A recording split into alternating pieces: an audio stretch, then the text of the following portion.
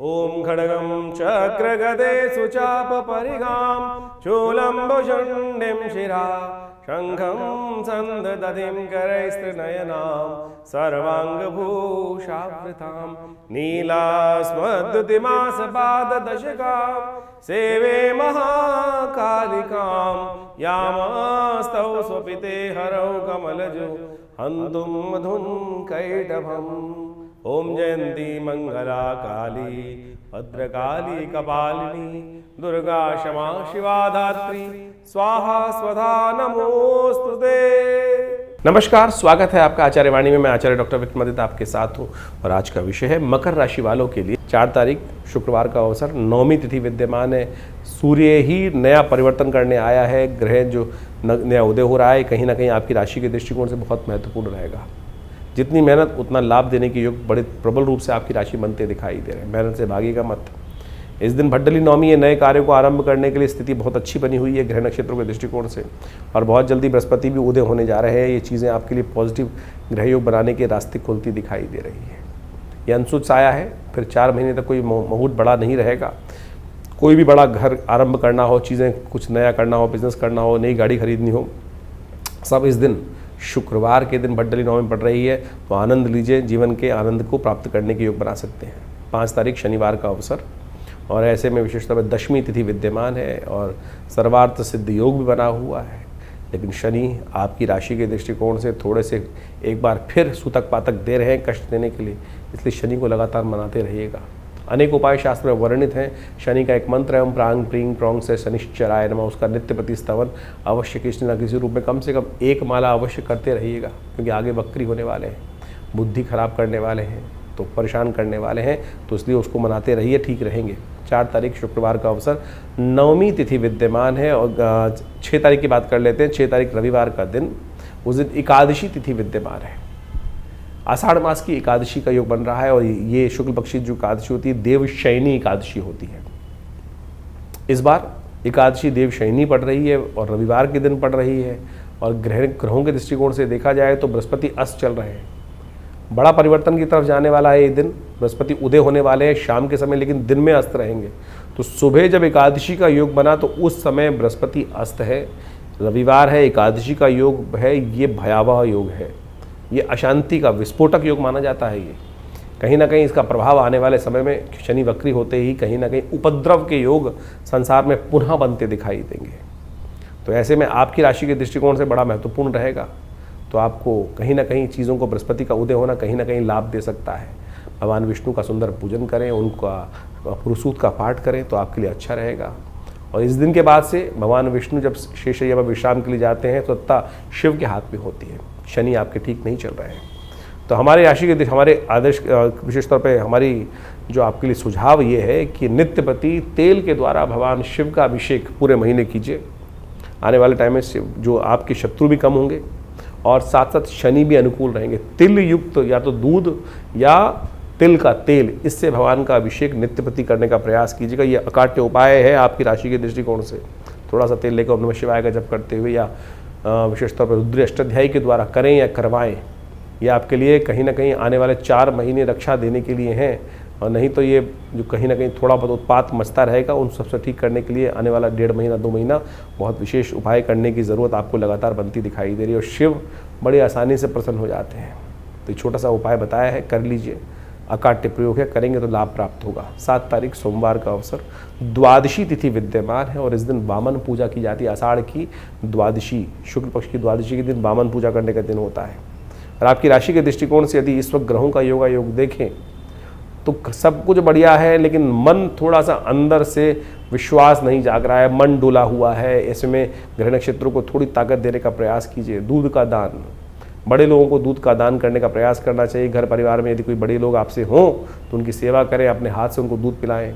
और ख़ास तौर पे ये उपाय कर आप बहुत बढ़िया तरीके से अपने ग्रहों को ताकत देने का प्रयास कर सकते हैं, लाभ ले सकते हैं। तो इसको अवश्य कीजिए। हो सके तो विप्रजन जहाँ दिखाई दी जाए, ज्ञानीजन जहाँ दिखाई दी जाए, वहाँ उनको दूध का द्वारा दूध सेवा करने का प्रयास करें। मंदिरों में दूध भिजवाएं। ये उपाय आपके लिए अच्छा रहेगा। 8 तारीख मंगलवार का अवसर। त्रयोदशी तिथि विद्यमान है और मंगलवार के दिन त्रयोदशी शाम के लिए होने के कारण से भौम प्रदोष का योग बन गया है।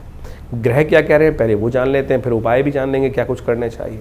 इस दिन ग्रहों के दृष्टिकोण से यदि हम देखें आपकी राशि के दृष्टिकोण से, तो इस वक्त थोड़े से आप अकेले पड़ते दिखाई दे रहे हैं ग्रह नक्षत्रों के दृष्टिकोण से।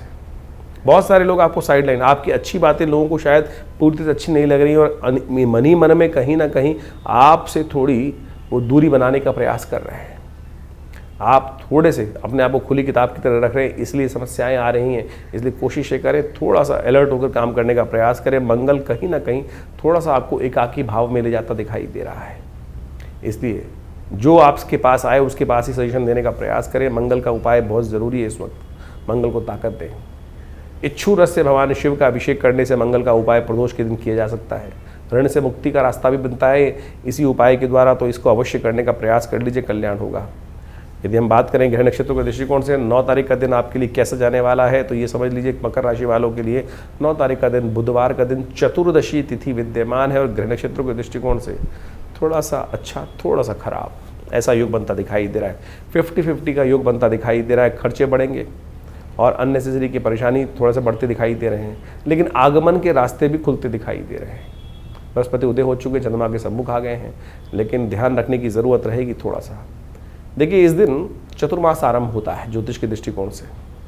संत महात्मा जहाँ हों स्थिर हों, धन खर्च होने के योग हैं, तो यदि संत महात्माओं की सेवा में लग जाए पैसा जहाँ भी थोड़ा, तो वो कहीं ना कहीं कई गुना बढ़कर वापस आएगा। और ऐसे ही कहीं अय्याशों में लग गया तो फिर तो वेस्ट ही जाएगा, पाप भी बढ़ाएगा। तो पुण्य को बढ़ाने का प्रयास करना चाहिए। जब हाथ में धन जो है उपार्जन हो रहा हो और धन खर्च होने के योग बन रहे हो, तो साथ साथ खर्च ऐसी जगह हो कि जहाँ से वापस मिलने के रास्ते बन सकें किसी और फॉर्म में, तो बहुत अच्छा रहेगा। तो पुण्यों को बढ़ाएं, ये आपके लिए बहुत ज़रूरी है। 10 तारीख बृहस्पतिवार का अवसर, पुण्य बढ़ाने की बात चल रही थी, पूर्णिमा आ गई है, बृहस्पतिवार के दिन आ रही है और गुरु पूर्णिमा का अवसर है। तो ऐसे में ग्रह नक्षत्रों के दृष्टिकोण से आपके लिए योग जो बन रहा है बड़ा अच्छा है। सत्यव्रत का दिन भी उस दिन रहेगा। तो ऐसे में थोड़ा सा अपनी सेहत का ध्यान रखते हुए कार्य करने का प्रयास कीजिएगा। थोड़ा मौसम बदल रहा है, सेहत के लिए ध्यान रखें। हो सके तो आने वाले समय में गुरु दीक्षा लेने का प्रयास करें, बृहस्पति के मंत्र के नित्य प्रति स्तवन करें, वो आपके लिए बहुत ज़रूरी रहेगा। और ऐसे में जैसा हमने आपको उपाय बताया कि शनि को मनाने के लिए इस दिन से अगले दिन से सावन आरंभ होगा और सावन में पूरे महीने तेल के द्वारा भगवान का अभिषेक करें। तिल के द्वारा भगवान का अभिषेक करने का प्रयास करें। शनि आपके कंट्रोल में आ जाएंगे और नहीं तो शनि पुनः वापस 7 डिग्री से घटकर पुनः 0 डिग्री तक पहुंचने वाले हैं। और एक तरह से रिवर्स गियर लगा दिया है शनि ने। पिछले 4 महीनों में जो आपने अचीव किया था वो 4 महीने वापस उन सब चीज़ों में छोड़ते दिखाई दे सकते हैं आपको। उपाय कीजिए, जानिए क्या कुछ करना है, उसके लिए अच्छे से जन्मपत्री का विवेचना करा लीजिए, बहुत ज़रूरी है। तो इस प्रकार से आपने ग्रहों की विवेचनाओं को, ग्रहों के योगों को समझा कि आपके दिन पर दिन किस प्रकार के जुलाई के आरंभ काल में ग्रहों का योग बनेगा और ये योग आपके जीवन पे किस प्रकार से प्रभाव डाल रहा है।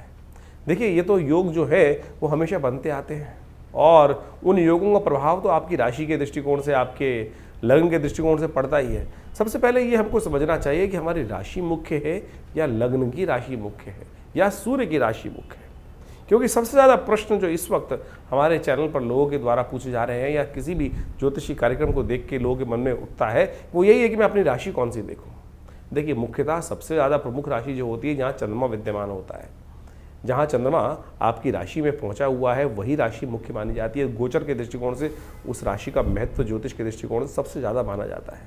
लेकिन हमारा एक ऐसा मानना है और हमने प्रत्यक्ष रूप से ज्योतिष के अंदर देखा कि वह पूरी जन्मपत्री को कई स्वरूप में देखा जा सकता है और उन सब चीज़ों को अच्छे से देखने के बाद फिर ज्योतिषी ही ये को देखना चाहिए कि आपके ऊपर कौन सी राशि के अनुसार से किस प्रकार से ग्रहयोग फलीभूत हो रहे हैं। कई बार चंद्र राशि फलीभूत होती है और कई बार लग्न राशि फलीभूत होती है। वो ग्रहों पे के योग के ऊपर निर्धारित होता है कि ग्रहों के योगायोग किस प्रकार से, किस व्यक्ति के दृष्टिकोण से कौन से ग्रह कार्य कर रहे हैं, कौन से ग्रह सुप्त अवस्था में है, कौन से ग्रह जागृत अवस्था में है, कौन से ग्रह स्वप्नादि अवस्था में है। तो इन सब चीज़ों की विवेचना करने के बाद फिर ये निर्धारित किया जाता है। चंद्र राशि वैसे फिर भी आप सही तरह से देख सकते हैं, आपके जन्मपत्री के अनुसार से चंद्रमा जिस राशि में विद्यमान है उसको चंद्र राशि बोला जाता है। उसके अनुसार से आप देखेंगे तो आपका फल बिल्कुल मैच होगा। लेकिन नाम राशि बहुत सारे लोगों को जन्मपत्री पता ही नहीं होती। उसको तो एक और तरीका होता है कि नाम के दृष्टिकोण से कि आपका नाम जिस अक्षर से निकल रहा है, अवकाश हड़ा चक्र के अनुसार से, उसके अनुसार से आपका नाम के जो पहला अक्षर है, नामाक्षर जिसको बोला जाता है, उसके अनुसार से भी आप राशि देख सकते हैं। लेकिन सबसे मुख्य तो वही होगा कि जो चंद्र के अनुसार से आपकी राशि बन रही है, उन सब चीज़ों को अच्छे से देखकर फिर हम अच्छे से जान सकते हैं भविष्य के दृष्टिकोण से। कई बार गोचर के दृष्टिकोण से आपके ग्रह योग बहुत अच्छे आ रहे हैं, और ये प्रश्न बहुत ज़्यादा एक कॉमन प्रश्न हो चुका है इस वक्त, और सही भी औचित्य रहता है कि आपके गोचर के दृष्टिकोण से तो आपके ग्रह बहुत अच्छे लग रहे हैं, लेकिन काम उतना नहीं हो रहा है कि जितना, क्योंकि 12 राशि के अंदर पूरे विश्व को बांटने का जो एक प्रयास किया जाता है, लेकिन उसमें समझने की आवश्यकता यह है कि आपकी मूल जन्म पत्री में ग्रहों का प्रभाव किस प्रकार से बना हुआ है। गोचर के दृष्टिकोण से वृष्टि हो रही है, संसार में बारिश हो रही है, तो सब जगह एक ही प्रकार का पानी पड़ रहा है। यानी एक बहुत बड़े क्षेत्र में जब बारिश होती है तो बारिश तो एक ही प्रकार की हो रही है, लेकिन हर एक की स्थिति, हर क्षेत्र की स्थिति अलग है। कहीं कोई पहाड़ी पर है तो वहाँ पानी रुकेगा नहीं, कहीं कोई गड्ढे में है तो सारे क्षेत्र का पानी वहाँ आ जाएगा, वहाँ सारी विपदाएं घिर जाएंगी। तो यानी ये आपकी जन्मपत्री, मूल जन्मपत्री पर आपके मूल कर्मों के अनुसार से जो लेखा जोखा आप लेकर बैठे हैं, पूर्व जन्म के अनुसार से जो आए हैं बनाकर, उसके अनुसार से भी डिपेंड करता है कि मूल जन्मपत्री में कौन से ग्रह योग किस प्रकार के बन रहे हैं और कौन सी दशाएं चल रही हैं किस प्रकार की। तो आप सबसे पहले अपनी जन्मपत्री को अच्छे से चेक कराएं, क्या स्थिति मच रही है, क्यों आपकी जन्मपत्री में उतने लाभ नहीं हो रहे हैं जितने लाभ होने चाहिए।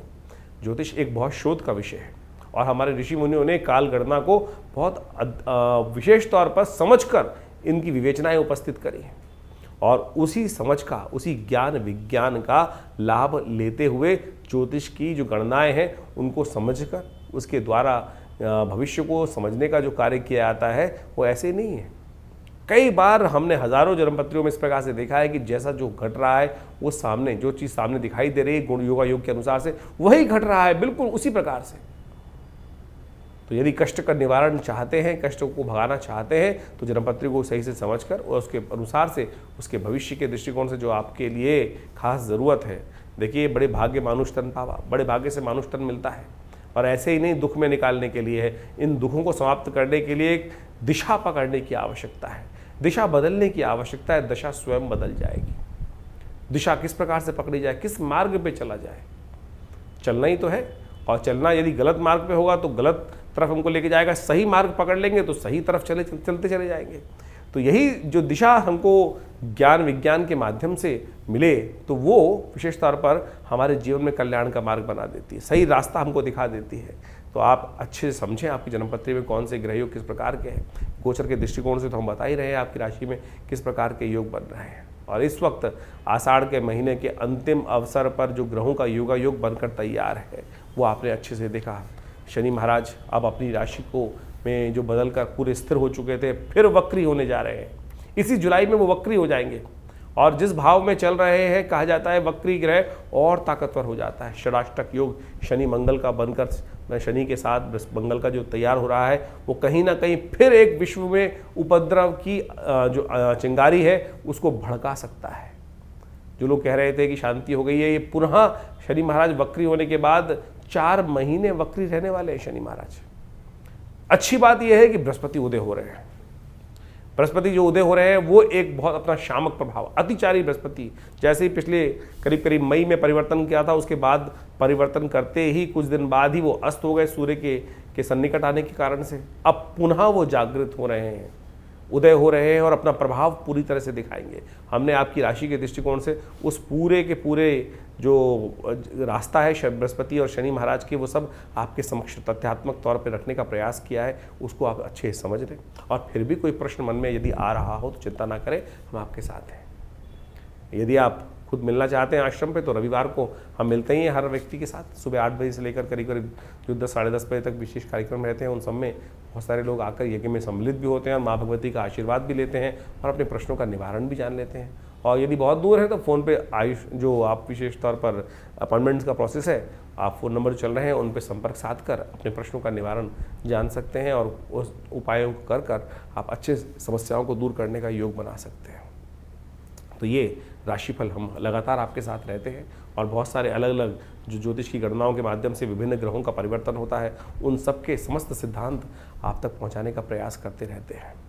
तो इन सबको समझें, जीवन में सही मार्ग को पकड़ें, सत्य मार्ग को पकड़ें और फिर आगे चलने का प्रयास करें तो अच्छा रहेगा। धन्यवाद आप सबका।